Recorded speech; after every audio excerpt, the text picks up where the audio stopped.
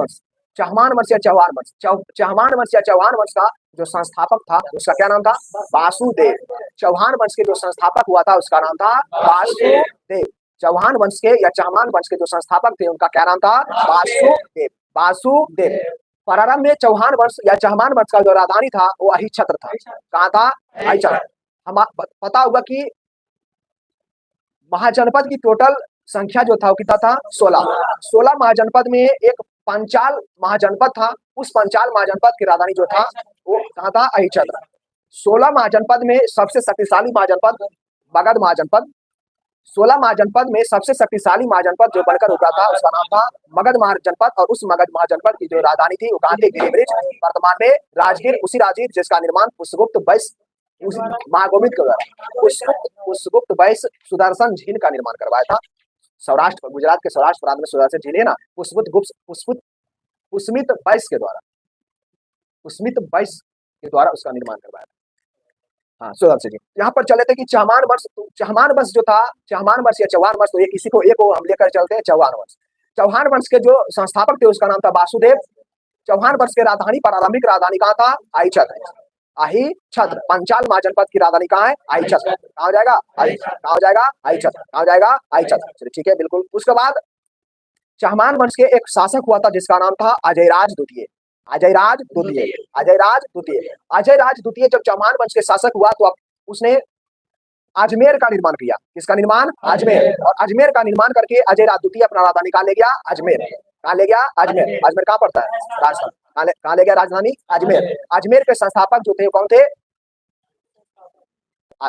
अजमेर का निर्माण जो किया था, अजमेर का स्थापना किया तो संस्थापक ने कहा, अजयराज द्वितीय ने बोले, अभी ना बोले जी अजयराज द्वितीय अजमेर का निर्माण किया और आपको राजधानी कहाँ ले गया? अजमेर ले गया। तो अजमेर का निर्माण करता कौन हो गया? जिस प्रकार से हैदराबाद का बोले थे, कलकत्ता का बोले थे, दिल्ली का बोले थे, मुंबई का बोले थे, ये सब के, तो ये सब स्थापना नहीं हुआ। तो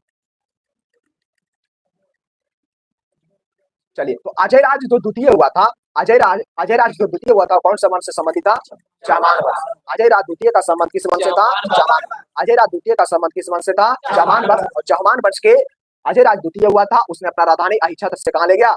कहाँ ले गया? अजमेर। कहाँ ले गया? अजमेर। चलिए ठीक है, बिल्कुल। आगे बताना है कि चहमान वंश के सबसे शक्तिशाली शासक कौन था? आर्नोराज। क्या नाम था? आर्नोराज। क्या नाम था? आर्नोराज। तो आर्नोराज जो था वो कौन सा वंश के था? चहमान वंश। और चहमान वंश के क्या था? काफी शक्तिशाली था। चहमान वंश के सबसे शक्तिशाली शासक कोई था तो उसका नाम था आर्नोराज। क्या नाम था? आर्नोराज। क्या नाम था? आर्नोराज। ठीक है, बिल्कुल। क्या नाम था उसका? आर्नोराज। ठीक है, बिल्कुल सही है, आर्नोराज। आर्नोराज जो है एक रचना किया था जिसका नाम था हरिकेली। ठीक है, हाँ, हरिकेली का रचना किया था, हरिकेली। आगे बताएगा, बताना है कि बिगरा राज चतुर्थ जो था वो कौन सा वंश के था? बिगरा राज चतुर्थ, चौहान वंश। बिगरा राज चतुर्थ कौन सा वंश के था? चौहान वंश। और इसी का एक कवि था जिसका नाम था सोमदेव। क्या नाम था? सोमदेव। क्या नाम था? सोमदेव। जिसने ललित बिगरा राज नामक नाटक लिखा था।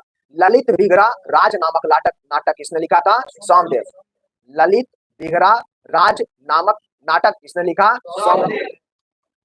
और ललित बिगरा चतुर्थ के दरबार में कौन आता था? सोमदेव। आर्यों का मुख्य पेय पदार्थ जो था वो सोमरस था। आर्यों का जो मुख्य पेय पदार्थ था सोमरस था। और उनका जो भाषा था वो क्या था? संस्कृत भाषा था। सभ्यता जो थी वो वैदिक सभ्यता जो था किसका देन था? आर्यों का निर्मित, आर्यों के द्वारा जो निर्मित सभ्यता थी वो सभ्यता का नाम था वैदिक सभ्यता। वैदिक सभ्यता को दो भाग में बांट कर पढ़ते हैं, उत्तर वैदिक और ऋग वैदिक। उत्तर वैदिक काल और ऋग वैदिक काल के बारे में पढ़ते हैं। तो उत्तर वैदिक काल में सबसे पहले लोहा का खोज हुआ था। उत्तर वैदिक काल में लोहा का खोज हुआ था। उत्तर वैदिक काल का अगर कालक्रम देखें तो 1000 से 600 बीसी, 1000 से 600 बीसी। वहीं जब हम जाएंगे ऋग वैदिक काल के बारे में तो ऋग वैदिक काल 1500 से 1000, 1500 से 1000। ऋग वैदिक काल में कृषि का विकास काफी अधिक मात्रा में हुआ, लेकिन कृषि का शुरुआत जो हो गया था वो आपको नव पाषाण काल या फिर उत्तर पाषाण काल में हो गया था। कृषि का विस्तार उत्तर वैदिक काल में इसलिए जाना जाता है क्योंकि उत्तर वैदिक काल में लोहा का खोज हुआ था, अधिक मात्रा में पेड़ पौधा का छटाई हुआ, जिसके कारण खेती का क्या हुआ? विकास हुआ, विकास हुआ लेकिन प्रारंभ हुआ नवपाषाण काल या उत्तर पाषाण, वही नवपाषाण काल या उत्तर पाषाण काल जिसका खोज जॉन लोबाक के द्वारा हुआ था, जॉन लोबाक के द्वारा, किसके द्वारा? जॉन लोबाक के द्वारा। उत्तर वैदिक काल का बात करें तो उत्तर वैदिक काल में बड़े बड़े उपाधि प्रचलन में आए, बड़े बड़े उपाधियां प्रचलन में आए, जैसे में महाराजा धिराज की उपाधि, सौराष्ट्र की उपाधि, बकराट की उपाधि, एकराट की उपाधि, सर्वछत्रांग की उपाधि, ये सब उपाधि, तमाम उपाधियां जो प्रचलन में आया था वो उत्तर वैदिक काल से आया था। सर्वछत्रांग जिसे उपाधि जो धारण किए थे वो नंद वंश के संस्थापक महापदम नंद, महापदम नंद सर्वछत्रांग की जैसी उपाधि को धारण किए थे। कौन? महापदम नंद, नंद वंश के संस्थापक हुए थे जिसका नाम था महापदम नंद, अंतिम शासक था घनानंद। ठीक है, उसी घनानंद को चंद्रगुप्त मौर्य ने क्या किया था? हराया था। कहाँ चल जाते हैं, कहाँ से आता है प्रश्न, यहाँ चल जाते हैं। तो ललित बिगड़ा राज, ललित बिगड़ा राज, ललित बिगड़ा राज के पत्र, ललित बिगड़ा राज नाटक के जो रचनाएं हुए थे उसका नाम था सोमदेव। सोमदेव जो थे वो बिगड़ा चतुर्थ के दरबार में, बिगड़ा राज चतुर्थ, बिगड़ा राज चतुर्थ, बिगड़ा राज चतुर्थ, बिगड़ा राज चतुर्थ जो संबंधित था कौन सा वंश से?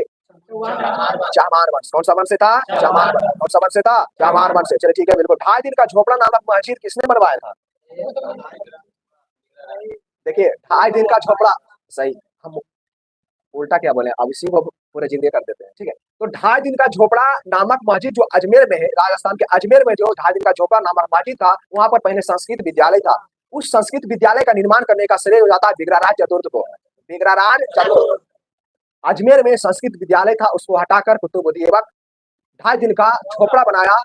तो 2.5 दिन का झोपड़ा के नाम से हम 2.5 दिन का झोपड़ा के नाम से इसलिए जानते हैं क्योंकि उसका निर्माण 2.5 दिन में हुआ था, और 2.5 दिन का झोपड़ा को हम कहते हैं मस्जिद। 2.5 दिन का मस्जिद क्या था? मस्जिद था, उसका निर्माण मात्र 2.5 दिन में हो गया था, इसीलिए उसका नाम रखा था 2.5 दिन का झोपड़ा। 2.5 दिन का झोपड़ा। कौन मरा? ठीक बोलता है। अच्छा, वो चर्चा कर देते हैं। देखिए नहीं, यहाँ पर ये जब फंसा हुआ है तो हम और जिक्र कर दिया, नहीं जानता है तो यहाँ पर बताना उचित है। तुम जानता है, तुम जानता है तो तुम ही जिक्र करो, तो नहीं जानता है तो यहाँ पर बताना जरूरी है। ठीक है, बता देते हैं। देखिए गियासुद्दीन तुगलक का एक दामाद था मोहम्मद बिन तुगलक, जिसे कहते हैं जौना खां। क्या बोला गया है? जौना खां। क्या बोला गया है? जौना खां। तो उसी गियासुद्दीन तुगलक के जो दामाद था, उत्तराधिकारी था, जो गियासुद्दीन तुगलक ने, हाँ, तो 1325 में गियासुद्दीन तुगलक गद्दी पर बैठता है। आपको पता होगा कि खिलजी वंश जो चला था 1290 से 1320 तक, उसके बाद खिलजी वंश के बाद आया तुगलक वंश। तुगलक वंश के संस्थापक हुए थे जिसका नाम था गियासुद्दीन तुगलक। गियासुद्दीन तुगलक को गाजी मलिक के नाम से जाना गया था। गियासुद्दीन तुगलक जब बंगाल का दौरा कर रहा था, तो बंगाल के दौरा करने के क्रम में जब लौट के आ रहा था दिल्ली, तो उस समय देखिए यहाँ पर थोड़ा सा और पॉइंट याद रखना है। जब वो दिल्ली लौट कर आ रहा था ना, तो निजामुद्दीन औलिया को संदेश भिजवाया। गियासुद्दीन तुगलक निजामुद्दीन औलिया को संदेश भिजवाया कि निजामुद्दीन औलिया को बोलो दिल्ली, पहले निकल जाता है। निजामुद्दीन औलिया को संदेश भिजवाया कि बोलो दिल्ली खाली कर देने के लिए, दिल्ली खाली करने के लिए। तो उसी के दौरान निजामुद्दीन औलिया बोला कि हुजूर दिल्ली अभी दूर है, आप बहुत दूर है। तो उधर से आते ही रात्रि विश्राम किया, और जौना खां के द्वारा लकड़ी का निर्मित महल था, जौना खां के बोला गया मोहम्मद बिन तुगलक को। तो मोहम्मद बिन तुगलक जौना खां के द्वारा जो लकड़ी का निर्मित महल था उसी में रात्रि विश्राम किया था। उसी लकड़ी महल को गिरने से आपको गियासुद्दीन तुगलक का मृत्यु 1325 में होता है। उसके बाद गद्दी पर बैठता है कौन? मोहम्मद बिन तुगलक। मोहम्मद बिन तुगलक का मृत्यु 1351 में होता है। उसके बाद गद्दी पर बैठता है फिरोज शाह तुगलक। उसके बाद 1351 में जब फिरोज शाह तुगलक का मृत्यु हो जाता है, उसके बाद गद्दी पर बैठता है, सॉरी 1351 में मृत्यु है ना मोहम्मद बिन तुगलक का। उसके बाद गद्दी पर बैठता है फिरोज शाह तुगलक 1388 तक रहता है। ठीक है, उसके बाद 98 में तैमूर लंका आक्रमण हो जाता है। समझ में आया?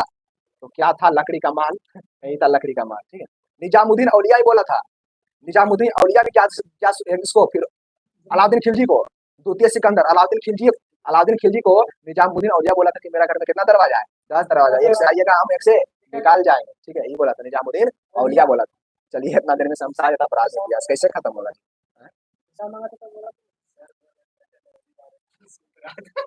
हाँ, यहाँ पे सत्यनारायण स्वामी का कथा चल रहा है, सत्यनारायण स्वामी का कथा चल रहा है। जितना बोलते हैं ना उसको आराम से ध्यान से खाली सुनो, सब सेट हो जाएगा, ठीक है। हाँ बढ़िया है, चलिए।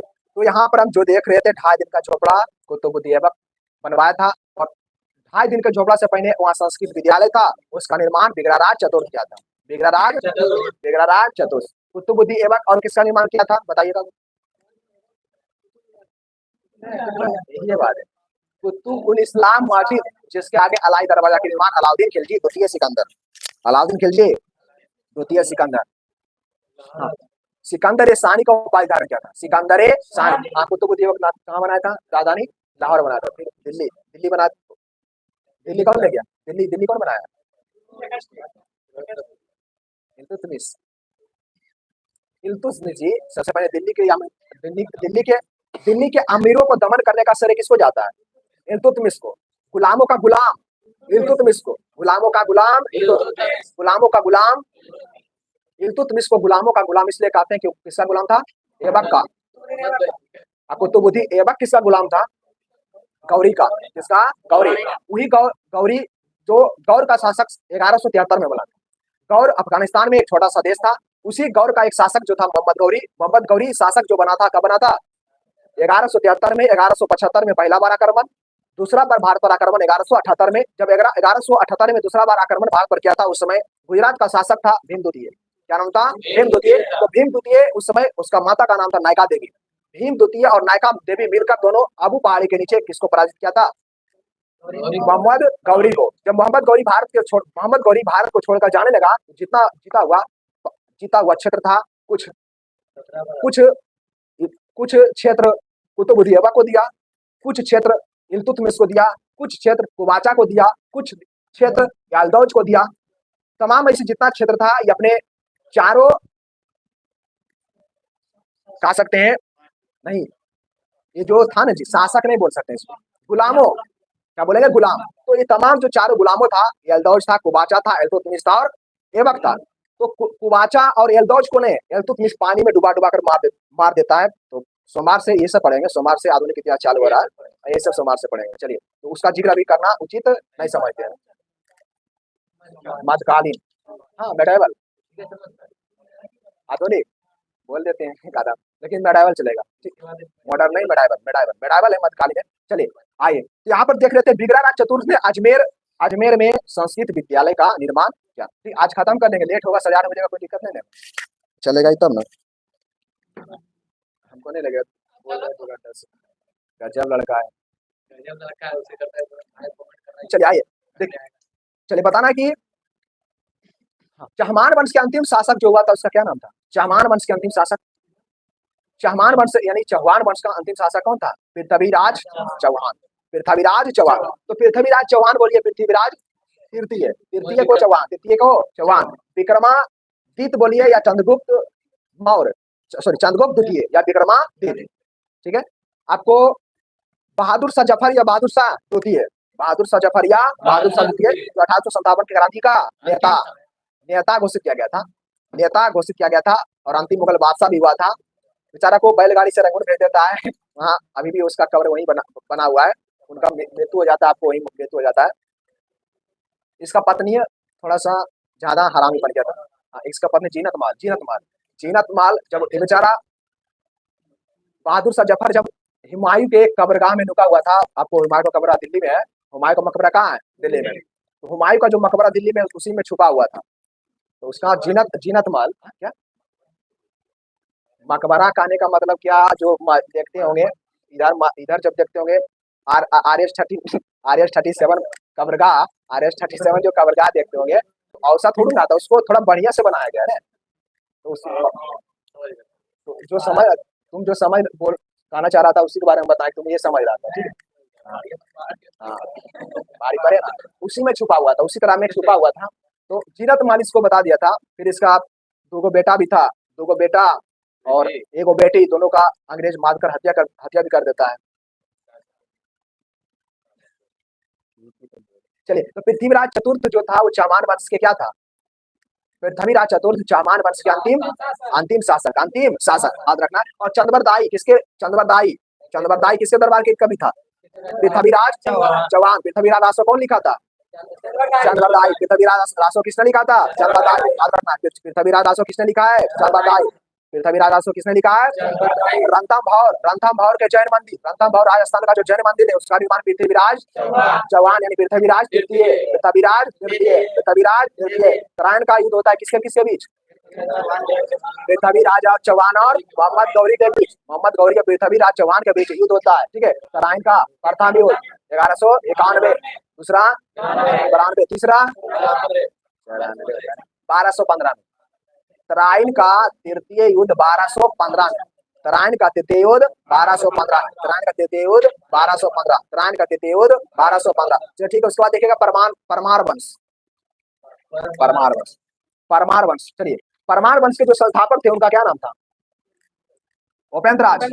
परमार वंश के संस्थापक परमार वंश के संस्थापक उपेंद्रराज। परमार वंश के संस्थापक।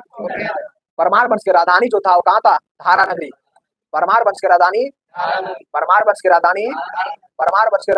कहाँ था? धारा नगरी, वर्तमान में उज्जैन। प्राचीन उज्जैन। हाँ, तो धारा नगरी कहाँ था? कौन सा वंश का? परमार वंश। और चौहान वंश का राजधानी कहाँ था? आइछत्र। पंचाल महाजनपद की राजधानी आइछत्र। चलिए ठीक है। परमार वंश के सबसे शक्तिशाली जो शासक हुआ था उसका क्या नाम था? राजा भोज। कौन सा वंश के था? राजा भोज कौन सा वंश के था? राजा भोज कौन सा वंश के था? परमार वंश। तो परमार वंश के जो सबसे शक्तिशाली शासक हुआ था उसका क्या नाम था? राजा भोज। परमार वंश के सबसे शक्तिशाली शासक क्या नाम था? राजा भोज। चलिए ठीक है, क्या नाम था? राजा भोज। राजा भोज ही था जिसने भोपाल के दक्षिण में जो है भोजपुर नामक झील का निर्माण करवाया था। भोपाल के दक्षिण में भोजपुर नामक झील का निर्माण करने का श्रेय किसको जाता है? राजा भोज को। राजा भोज कौन सा वंश से संबंधित था? परमार वंश। कौन सा वंश? परमार वंश। वही परमार वंश जिसका सबसे शक्तिशाली शासक राजा भोज हुआ था। राजा भोज भोपाल के दक्षिण में भोजपुर नामक झील का निर्माण करवाया था। कामर झील कहाँ है? कहाँ होगा? बेगूसराय। चलिए, यहाँ पर देख रहे थे भोजपुर झील का निर्माण आपको भोपाल के क्षेत्र में हुआ था। भोजपुर झील का निर्माण, और भोजपुर झील का निर्माण करने का श्रेय राजा भोज को जाता है। राजा भोज को किसको जाता है? राजा भोज को जाता है। चलिए ठीक है, बिल्कुल। आगे बताएगा कि कविराज। देखिए, यहाँ से प्रश्न बनाएगा कि परमार वंश का हुआ कौन सा शासक था जिसने कविराज का उपाधि धारण किया था? तो राजा भोज। लेकिन गुप्त वंश का कौन सा शासक था जिसे कविराज कहा जाता था? समुद्रगुप्त। गुप्त वंश का कौन सा राजा था जिसे कविराज कहते थे? समुद्रगुप्त के दरबारी कवि थे जिसका नाम था हरिसेन। तो राजा भोज की उपाधि परमार वंश के एक शासक था जिसका नाम था राजा भोज। तो राजा भोज हुआ था, कौन सा उपाधि धारण किया था? कविराज। कौन सा उपाधि? कविराज। चलिए ठीक है, बिल्कुल। आगे बताएगा कि राजा भोज धारा नगरी में कौन सा मंदिर का निर्माण करवाया? राजा भोज अपने सरस्वती मंदिर। कौन सा मंदिर? सरस्वती। हाँ, राजा भोज जो था उसने अपने राजधानी धारा नगरी में संस्कृत मंदिर का निर्माण करवाया था। राजा भोज अपने राजधानी धारा नगरी में कौन सा मंदिर का निर्माण करवाया था? संस्कृत मंदिर। सरस्वती मंदिर का। कौन सा मंदिर का? सरस्वती मंदिर। लेकिन संस्कृत विद्यालय का निर्माण कौन करवाया था? अजमेर में बिगड़ा राज चतुर्थ। उसको फोड़कर हटाकर राजिन का झोपड़ा बनाया गया था। चलिए ठीक है, बिल्कुल सही। क्या बनाया गया था? राजिन का झोपड़ा। ठीक है, तो याद रखना है यहाँ पर राजा भोज का बात करें तो राजा भोज जो अपना राजधानी में संस्कृत विद्यालय का निर्माण किया, और उसी संस्कृत विद्यालय के परिसर में जो है संस्कृत मंदिर का निर्माण किया। और संस्कृत, अरे यहाँ पर 2 पॉइंट है इसलिए हम उल्टा बोल दे रहे हैं। संस्कृत भोज, ठीक है। तो राजा भोज जो हुआ था उसने सरस्वती मंदिर का निर्माण करवाया, और उसी सरस्वती मंदिर के परिसर में एक विद्यालय का भी निर्माण करवाया होगा जिसका नाम था संस्कृत विद्यालय। देखिए, विद्यालय भी, इसलिए हम बोल रहे थे बार बार। तो संस्कृत मंदिर का जो निर्माण सरस्वती मंदिर का जो निर्माण हुआ था राजा भोज के द्वारा धारा नगरी में संस्कृत मंदिर का जो निर्माण हुआ था उसी संस्कृत मंदिर की हमेशा सरस्वती सरस्वती मंदिर के परिसर में संस्कृत विद्यालय का निर्माण किया था। यानी जो सरस्वती मंदिर था उसी सरस्वती मंदिर के परिसर में संस्कृत विद्यालय का निर्माण कौन किया था? राजा भोज। जो राजा भोज हुआ था परमार वंश का सबसे शक्तिशाली शासक था। चलिए ठीक है, बिल्कुल। अब देखिए पूछेगा राजा भोज के शासनकाल में धारा नगरी किसके लिए विख्यात था? राजा भोज के समय धारा नगरी जो है विद्या और विद्वानों के लिए विख्यात था। विद्या और विद्वान, विद्या और विद्वान, विद्या और विद्वान। पूछ लेगा ऐसे प्रश्न कि परमार वंश का हुआ कौन सा शासक था जिसके समय धारा नगरी विद्या और विद्वानों के लिए विख्यात था? राजा भोज। राजा भोज कौन था? राजा भोज कौन था? राजा भोज। चलिए ठीक है, बिल्कुल। कौन था? पूछेगा आपसे कि चित्तौड़ में त्रिभुवन नारायण मंदिर का निर्माण किसने करवाया? चित्तौड़ राजस्थान। वही चित्तौड़ जिस पर अलाउद्दीन खिलजी 1303 में आक्रमण किया था पद्मावती के चलते। पद्मावती जो है कुछ राजपूत महिलाओं के साथ आग में कूदकर जबर कर लिया था वहां के शासक का राजा रतन सिंह। तो वही चित्तौड़ में बताना है कि त्रिभुवन नारायण मंदिर का निर्माण किसने किया था? तो राजा भोज। वही चित्तौड़ जिस पर अलाउद्दीन खिलजी आक्रमण किया था और उसी चित्तौड़ में राजा भोज के द्वारा एक मंदिर का निर्माण करवाया गया था जिसका नाम था त्रिभुवन नारायण मंदिर। त्रिभुवन नारायण मंदिर। चलिए ठीक है, बिल्कुल। आगे बताएगा। और परमार वंश का अंतिम शासक कौन हुआ? राजा भोज। कौन हुआ था? राजा भोज। कौन हुआ था? उसके बाद आई चंदेल वंश। क्या करें, खत्म कर देते ना, खत्म कर देते, खत्म कर देते इसको। और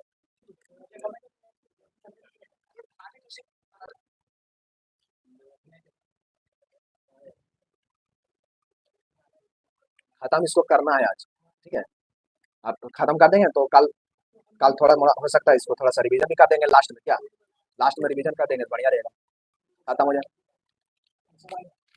हाँ देखो आता है सब नए, ठीक है। इसमें मेरा कोई घटाना है, इसमें नहीं आएगा तो इसमें, ठीक है। बहुत काके नहीं आता है, बहुत सा काके नहीं आता है। चलिए आइए चंदेल वंश।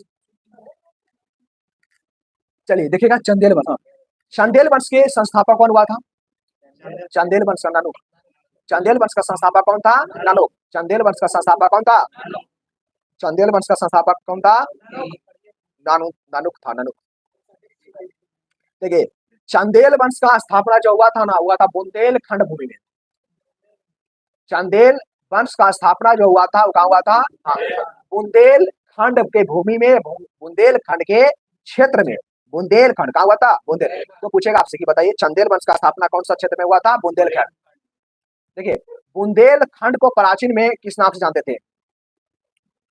बुंदेलखंड जो था प्राचीन में जजाक भूमि, जजाक भूमि, जजाक भूमि, भूमि भुक्ति, भुक्ति, जजाक भूमि हो सकता है, भुक्ति भी हो सकता है, लेकिन जजाक भुक्ति है। तो प्राचीन इतिहास में, प्राचीन काल में बुंदेलखंड को जजाक भुक्ति के नाम से जानते थे। जजाक भुक्ति। तो उसी जजाक भुक्ति वर्तमान में बुंदेलखंड, उसी जजाक भुक्ति या बुंदेलखंड में चंदेल वंश का स्थापना हुआ था। चंदेल वंश का स्थापना करने का श्रेय ननुक को जाता है। किसको जाता है? ननुक को। किसको जाता है? ननुक। चलो ठीक है, बिल्कुल से। ननुक चंदेल वंश का स्थापना जो किया था वो 831 ईस्वी में। 831। तो ननुक ने चंदेल वंश का स्थापना जो किया था वो बुंदेलखंड के क्षेत्र में किया था। बुंदेलखंड को प्राचीन में जजाक भुक्ति के नाम से जाना जाता था। जजाक भुक्ति, जजाक भुक्ति, इस नाम से जजाक भुक्ति के नाम से जानते थे।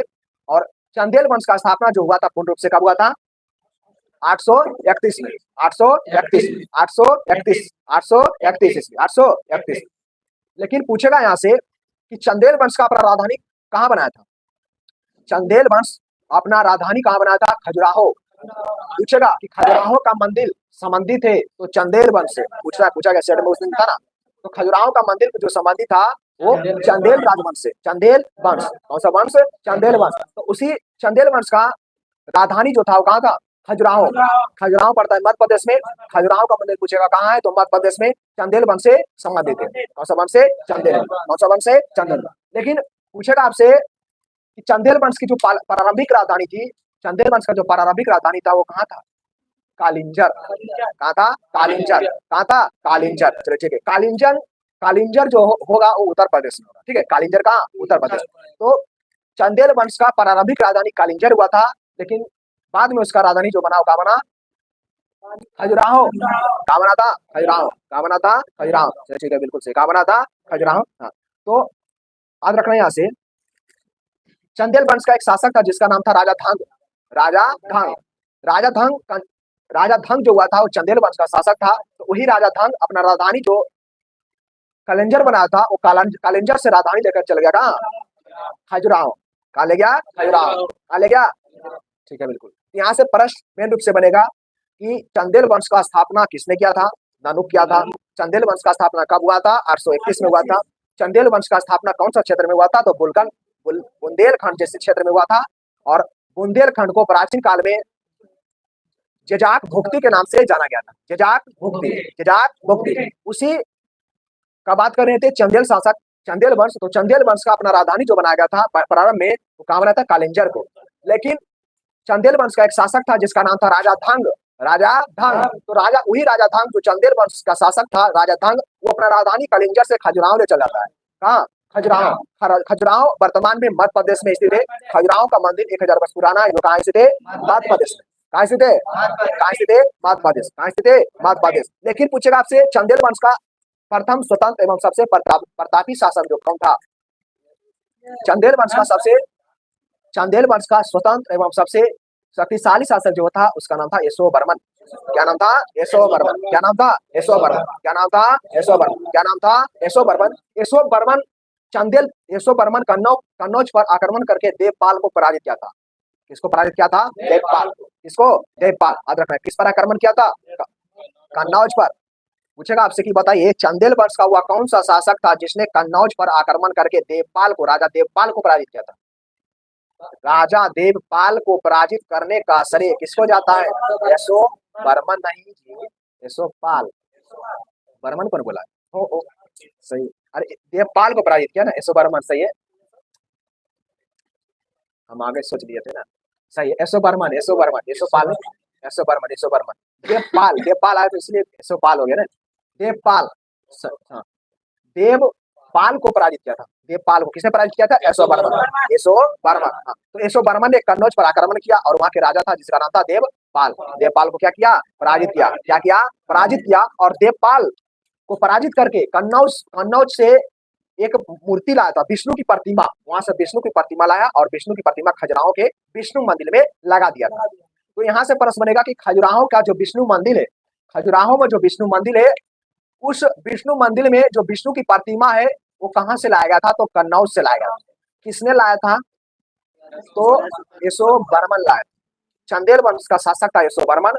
उसी चंदेल वंश का शासक यशोवर्मन ने कन्नौज पर आक्रमण किया और कन्नौज पर आक्रमण करके राजा देवपाल को पराजित किया और वहां से विष्णु का मूर्ति लाएगा ना, मंदिर उठाएगा, लाएगा मूर्ति लाया और खजुराहो के विष्णु मंदिर में क्या कर दिया? लगा दिया। जिस प्रकार से महमूद गजनी जब भारत पर आक्रमण किया था तो सोमनाथ के मंदिर जो गुजरात के काठियावाड़ जिला में अवस्थित है, उसी सोमनाथ मंदिर से आपको शिव का प्रतिमा को महमूद गजनी कहाँ ले गया? गजनी। और शिव की प्रतिमा को तोड़कर, गजनी शिव की प्रतिमा को तोड़कर क्या कर दिया? गजनी साम्राज्य में जो मस्जिद था उसमें क्या कर दिया? सीढ़ियों में लगवा दिया। इतना खतरनाक गजनी। चलिए आइए, यहाँ तक कहाँ तक आए थे अभी? चलिए देखिएगा, उसके बाद धंगदेव का बात किए थे ना, धंगदेव का बात हो गया था।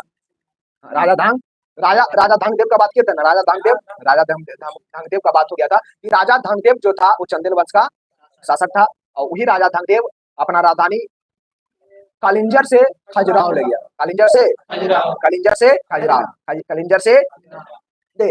वही धंगदेव का कुछ रचना है, जैसे में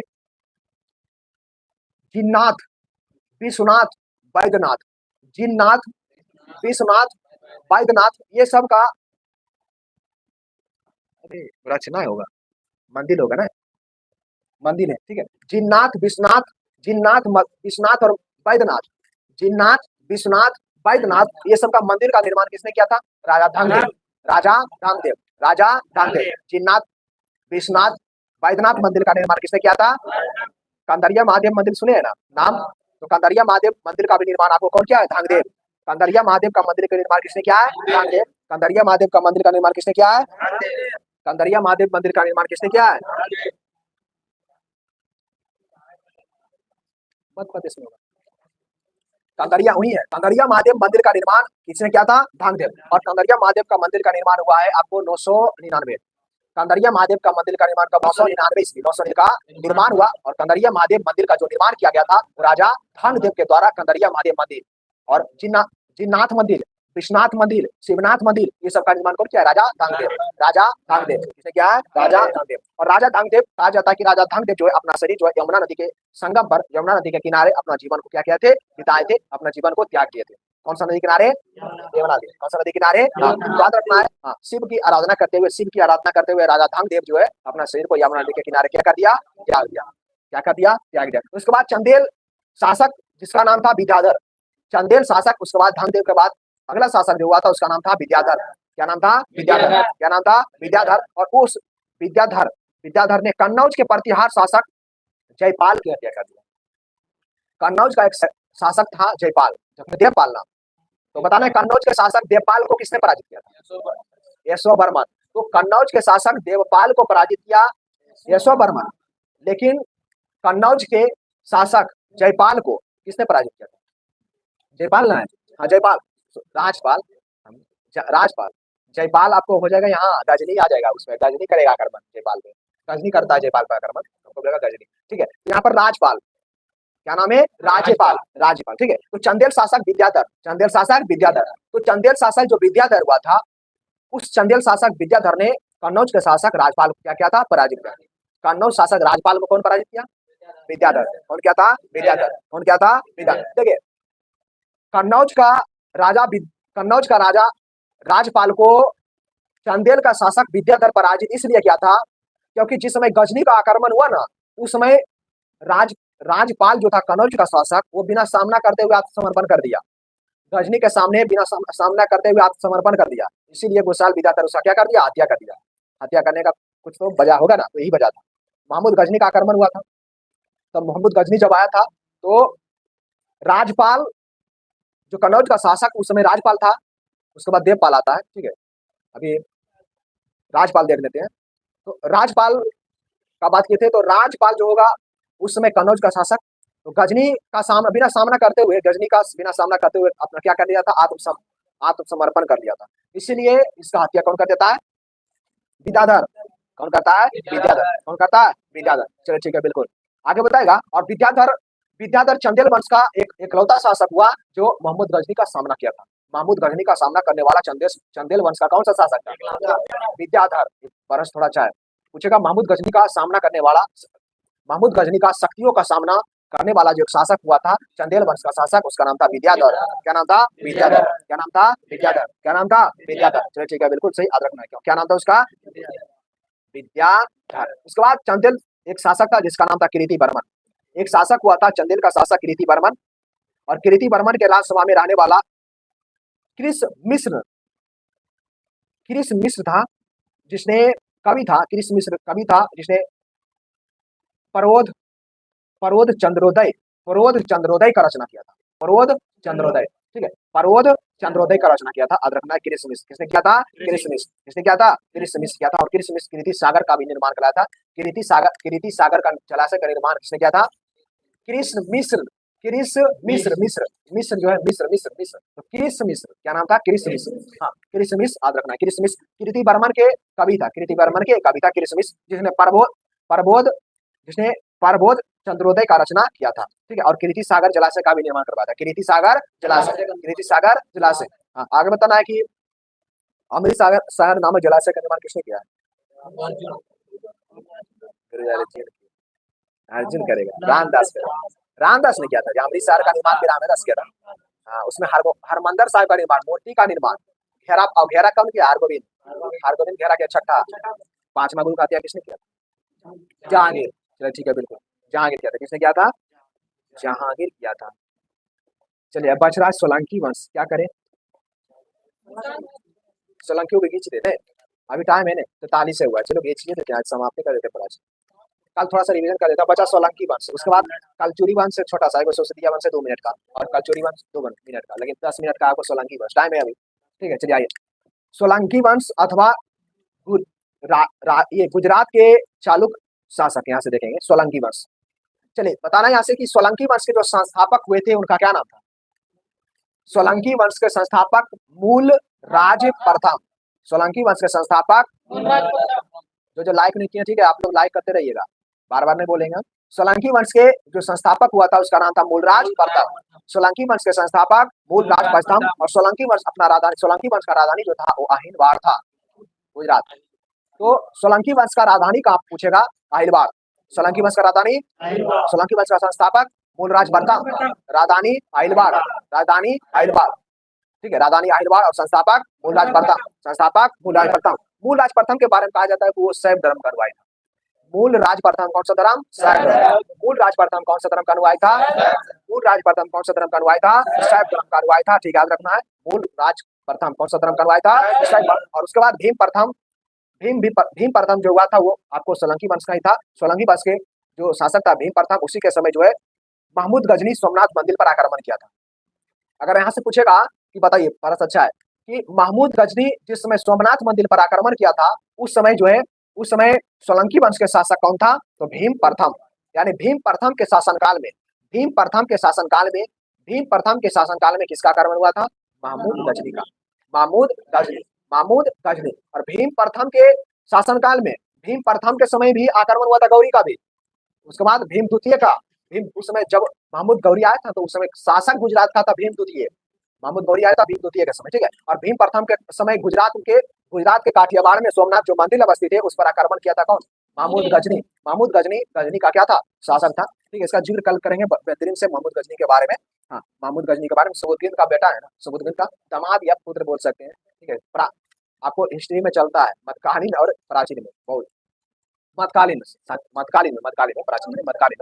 में। चलिए, तो भीम प्रथम के शासनकाल में, भीम प्रथम के शासनकाल में आक्रमण हुआ था किसका, महमूद गजनी का। महमूद गजनी के समय बताए भी दिए थे कि उतबी आया था, फरूकी आया था, फिरदौसी आया था, उतबी, फरूकी, फिरदौसी, अलबरौनी, ये सब आया था किसके साथ, गजनी के साथ, ठीक है, बिल्कुल। उसके बाद आगे देखिएगा, पूछेगा आपसे कि बताइए कि भीम प्रथम के सामंत कौन था, भीम प्रथम के सामंत कौन था।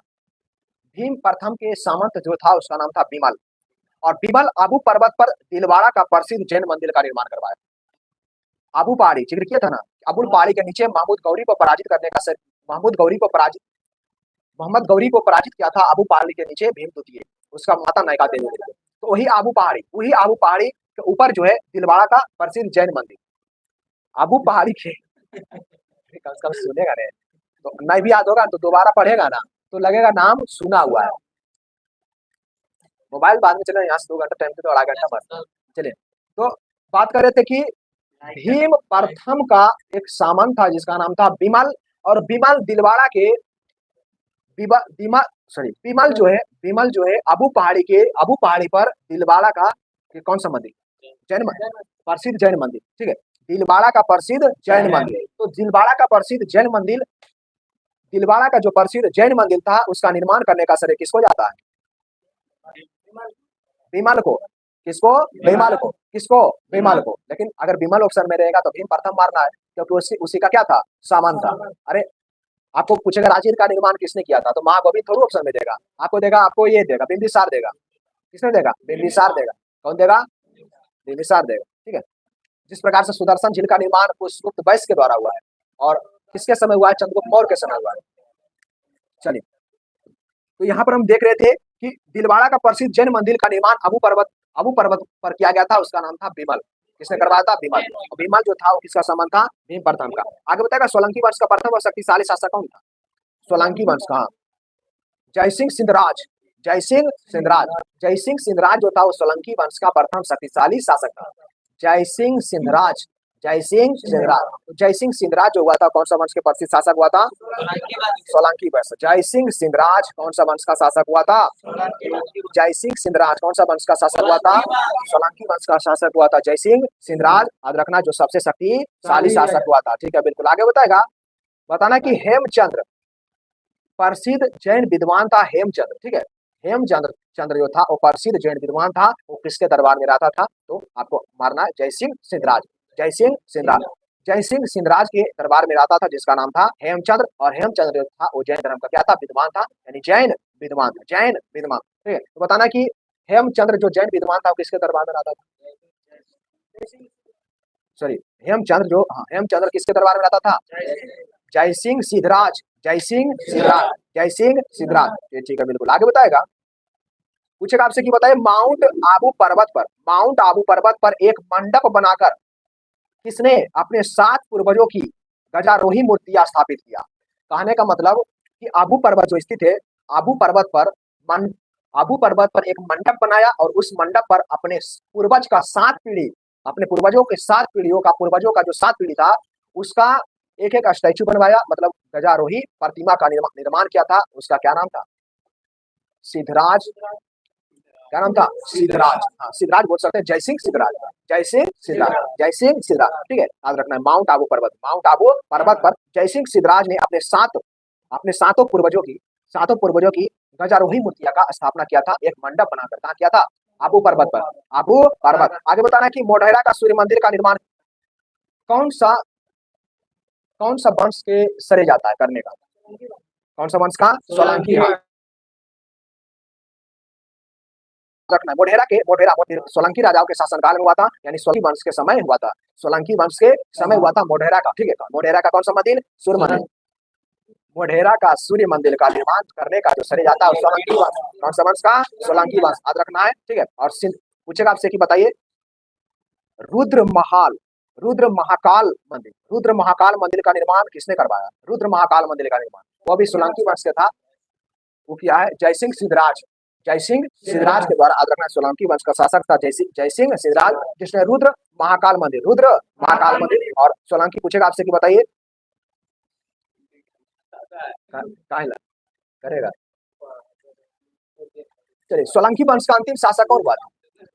सोलंकी वंश का अंतिम शासक हुआ था भीमद्वितीय। कौन हुआ था? भीमद्वितीय। सोलंकी वंश का अंतिम शासक भीमद्वितीय, सोलंकी वंश का अंतिम शासक भीमद्वितीय। चलिए ठीक है, बिल्कुल याद रखना। भीमद्वितीय एक सामंत लवन प्रसाद के गुजरात में बघेल वंश का भी स्थापना किया था।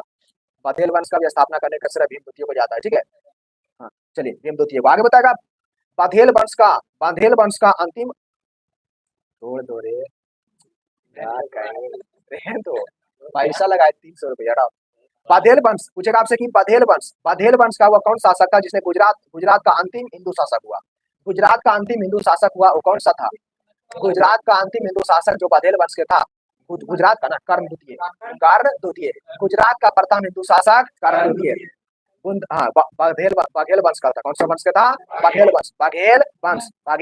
याद रखना। देखिए, आपको भीम द्वितीय का बात किए थे कि भीम द्वितीय का कोई सामंत था, भीम द्वितीय का सामंत था जिसने बघेल वंश का स्थापना किया था। ठीक है, कौन सा वंश? बघेल वंश। हाँ, बघेल वंश। याद रखना है, बघेल वंश का स्थापना लक्ष्मण प्रसाद किया था, लक्ष्मण प्रसाद।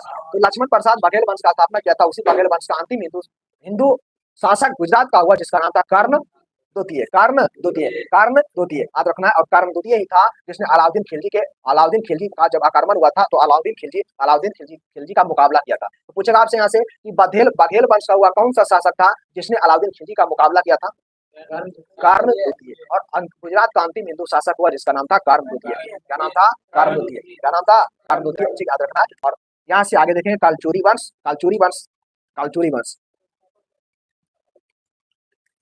कालचूरी वंश के संस्थापक जो हुआ था कोकल। मात्र 2 मिनट का है। कालचूरी वंश के संस्थापक कोकल। कौन हुआ था? कोकल। कालचूरी वंश का संस्थापक कोकल। और कालचूरी वंश का राजधानी त्रिपुरी। कहाँ था? त्रिपुरी। कालचूरी वंश का राजधानी कहाँ था? त्रिपुरी।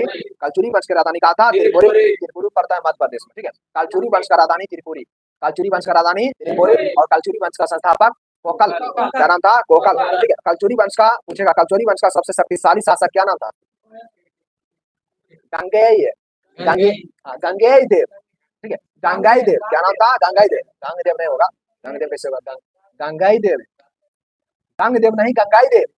गंगाई देव जो था सबसे शक्तिशाली शासक था। कौन सा वंश के था? कालचूरी वंश। और पूछेगा कि कालचूरी वंश का हुआ कौन सा शासक था जिसने विक्रमादित्य की उपाधि धारण किया था? तो गंगाई देव। और विक्रमादित्य की उपाधि प्रसिद्ध हुआ था आपको जब वहां चला था ना कन्नौज के शासक, शकों पर जब विजय प्राप्त किया था। तो विक्रम संवत में चला था, 58 ईसा पूर्व में चला था ना। चलिए, हाँ, तो यहाँ पर विक्रम संवत का बात कर रहे थे, यहाँ पर विक्रमादित्य का बात कर रहे थे। तो विक्रमादित्य का उपाधि धारण किया था वो कलचुरी वंश का कौन सा शासक था? गांगेयदेव। क्या नाम था? गांगेयदेव। क्या नाम था? गांगेयदेव। क्या नाम था? गांगेयदेव। क्या नाम था? गांगेयदेव। चलिए ठीक है। कलचुरी वंश का सबसे महान शासक हुआ कर्णदेव।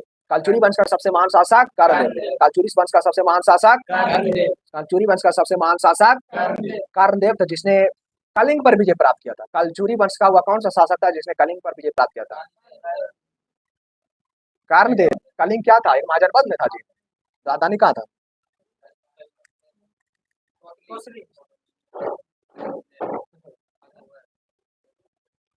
बोर हो गया रे।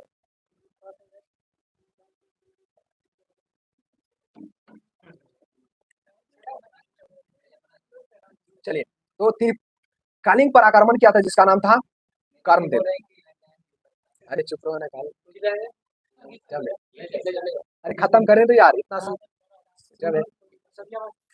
चलिए, तो यहाँ पर देख रहे थे कलचुरी वंश का सबसे महान शासक, कलचुरी वंश का सबसे महान शासक जो हुआ था उसका नाम था कर्णदेव। क्या नाम था? कर्णदेव। क्या नाम था? कर्णदेव। चलिए ठीक है, बिल्कुल से। तो कर्णदेव कलचुरी वंश का शासक था जिसने कन्नौज पर क्या किया था? विजय प्राप्त किया था। कन्नौज पर विजय प्राप्त किया और उसने त्रिकलिंगाधिपति का उपाधि धारण किया। त्रिकलिंगाधिपति, त्रिकलिंगाधिपति, त्रिकलिंगाधिपति का उपाधि किसने धारण किया? कर्णदेव। त्रिलिंगापति का उपाधि धारण किसने किया? त्रिलिंगाधिपति का उपाधि कौन धारण किया? त्रिलिंगाधिपति की उपाधि कौन धारण किया? त्रिलिंगाधिपति का उपाधि कौन धारण किया? कर्णदेव। कर्णदेव कौन सा वंश के था? गोमदेव। बोलो कलचुरी वंश। कलचुरी वंश का संस्थापक कौन हुआ? कोकल। ठीक है, बिल्कुल, राजधानी त्रिपुरी, राधोनी त्रिपुरी। चलिए, उसके बाद कलचुरी वंश के ही आपको शासक, कलचुरी वंश के ही एक प्रसिद्ध कवि था जिसका नाम था राजशेखर। राजशेखर का नाम सुनोगे? राजशेखर। राजशेखर कलचुरी वंश का दरबार में रहता था। ठीक है, जहाँ प्रसिद्ध कवि था। उसके बाद था छोटा सा वंश सिसोदिया वंश। सिसोदिया वंश से परस आता है, अभी आया था ना, परसों देखा हुआ, बता देते हैं। अगर शेर देखा हुआ, पूछा गया था ना, ये वाला पूछा गया था। देखिए, नहीं, ये वाला जी, अब विजय स्तंभ, मतलब प्रश्न आया था परसों सेट में, विजय स्तंभ का निर्माण 1100 सेट जो है उसमें विजय स्तंभ का निर्माण सिसोदिया वंश के शासन काल में हुआ है। ठीक है, सिसोदिया वंश कौन सा वंश से? याद रखना है। विजय स्तंभ जो है कौन सा वंश से संबंधित है? सिसोदिया वंश से संबंधित है। राणा कुंभा किया था, राणा कुंभा करवाया था ये विजय स्तंभ का निर्माण, राणा कुंभा। क्या? हाँ, पूछेगा नहीं तो कहाँ से पूछेगा, क्या पता है।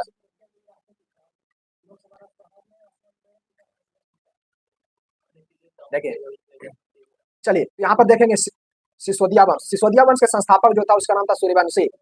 सिसोदिया वंश के संस्थापक, सिसोदिया वंश के संस्थापक सूर्यवंशी, जो कि किस पर? मेवाड़ का शासन, मेवाड़ पर शासन करता था। सिसोदिया वंश के जो संस्थापक था ना सूर्यवंशी, वो सूर्यवंशी किस पर शासन करता था? मेवाड़ पर। किस पर? मेवाड़ पर। और मेवाड़ की राजधानी चित्तौड़ था। कहा था? चित्तौड़। तो सिसोदिया वंश पूछेगा आपसे, सिसोदिया वंश अपने शासनकाल में, अच्छा, अपने शासनकाल को सूर्यवंशी कहता था जी। हाँ, तो उस हुआ, ठीक है। और जो मेवाड़ पर शासन करता था और मेवाड़ की राजधानी कहा था? चित्तौड़। आगे बताना है कि सिसोदिया वंश के लोग जो है शासक, विजय के उपलक्ष्य में विजय स्तंभ का निर्माण कहाँ करवाया था? सुनेगा तो, चित्तौड़ में करवाया था। ठीक है, निर्माण राणा कुंभा करवाया था। कौन करवाया था? और उसके बाद एक होता है खतौली का युद्ध 1518 में। खतौली का युद्ध 1518, राणा संगा और इब्राहिम लोधी। इस तरह से प्राचीन इतिहास अभी बचा हुआ है, ज्योग्राफी चलेगा। ठीक है, अभी टाइम कहा हुआ है। तो सोमवार से मध्यकालीन इतिहास चालू होगा और संडे जो है, कल संडे है, तो कल संडे को आपको सिर्फ पॉलिटी होगा। कल सिर्फ पॉलिटी होगा। और कल लास्ट में प्राचीन इतिहास खत्म हो गया, तो कल लास्ट में क्या करेंगे? कल लास्ट में क्या करेंगे आपको? हाँ, आधा घंटा जो है प्राचीन इतिहास का भी क्या कर देंगे? रिविजन। शुरू में पॉलिटी कल चलवे करेगा, 1.5 घंटा पॉलिटी चला देंगे, उसके बाद आधा घंटा प्राचीन इतिहास का फिर से क्या करेंगे? 5 वाला फिर से रिवीजन कर देंगे। 2-3 बार इसको क्या करेंगे?